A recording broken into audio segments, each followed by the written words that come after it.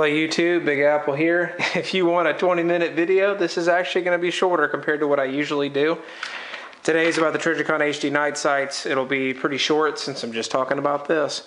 Fantastic set of night sights. I have them on my 9C and my SR45. You've already seen the video of my 9C and the update. That's that sight, and this front sight here are the Trijicon HD sights. These are not the only night sights they make, but these are the HD, I guess, which is heavy duty or something.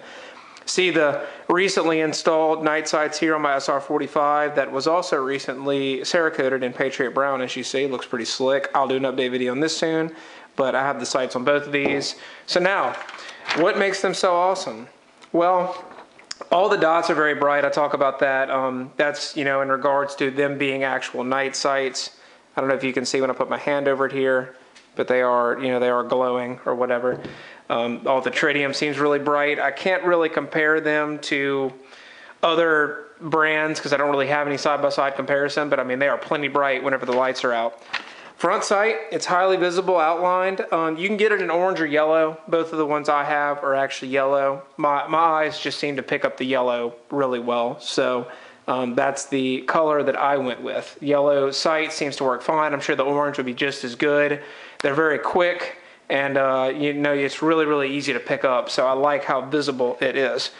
It has a tritium vial in the middle of it also. They're built tall and slim, seems to be about a 6 o'clock hold, and I really like tall sights. My thing about tall sights is how quick they are to acquire, and the fact that you're not having to put this gun too far up in terms of your sight line. They're just tall and they match up just like that. I like that they're pretty tall and slim. You see this one's tall. This one may be slightly taller than the ones on the M&P since the gun itself is a little bit taller. You see they're a little bit lower, but then again, compared to factory M&P sights, these are still a little bit higher off the slide. So I like that design. They have about a 6 o'clock hold, meaning you put this dot at about like kind of the bottom of what you're trying to shoot at. You kind of cut it off halfway with the middle. I guess it could be considered also kind of a center hold. But they don't seem to impact too low, which is a good thing because you don't want to cover up whatever it is that you're trying to aim at. So about point of aim, which seems to be really good. The front dot seems to sit just perfectly in the rear aperture. So like I said, whenever I'm shooting, if I put it up close to the camera, you're not going to be able to see as well. So when I'm shooting these, that's about what you're looking at. With this one, about the same thing. Maybe it has a little bit more daylight between that front post and these rear notches. But if you look at this rear aperture, it's perfectly designed for that dot, and I'm going to show it now when I talk about the rear sight. It has a flat, sleek design. It's flat black with 2 tritium vials and a blued finish. So you see here, if you look at it, nice blued design there. Has a nice shine to it. There are the 2 tritium vials there. It has a U-shaped aperture. It makes the front dot fit in there perfectly, and it has good spacing for quick acquisition. So like I said, this one does have a little bit of daylight around the front sight compared to these rears, and you see that U-shaped aperture there. Yeah, I mean, it works great whenever you're aiming out the sights. It just perfectly fits in there, and those 3 dots seem to line up really well. The heights are also calibrated very well.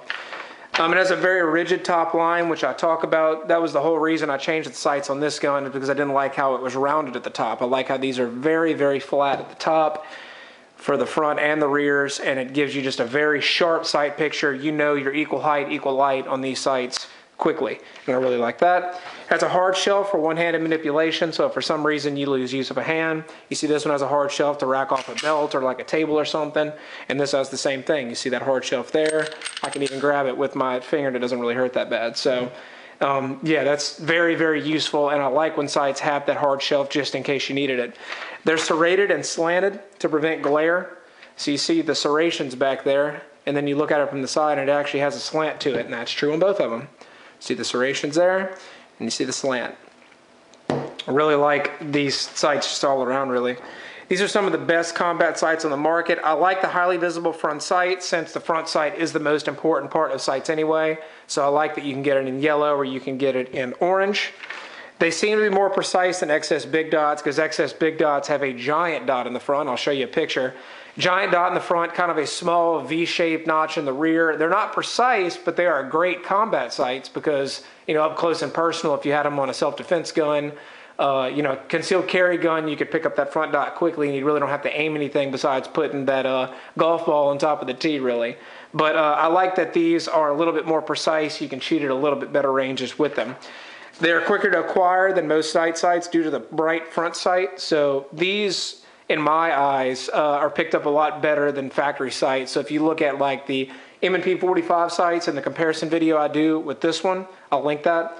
Those night sights are good. They are bright. They're very good. The notches seem to be good, but they don't really grab your eyes like the front dot does on these. So that front dot is just so easy to see, and I love that U-shaped notch in the rear.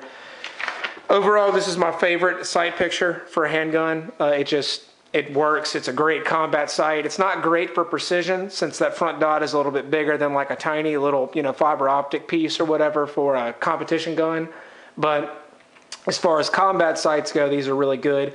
I will say if you plan to install these yourself that they put a lot of metal on these things to make sure they fit good. You can kind of see some of the sanding marks that I had to file down on these there and right here. I don't know if you can see them on the M&P.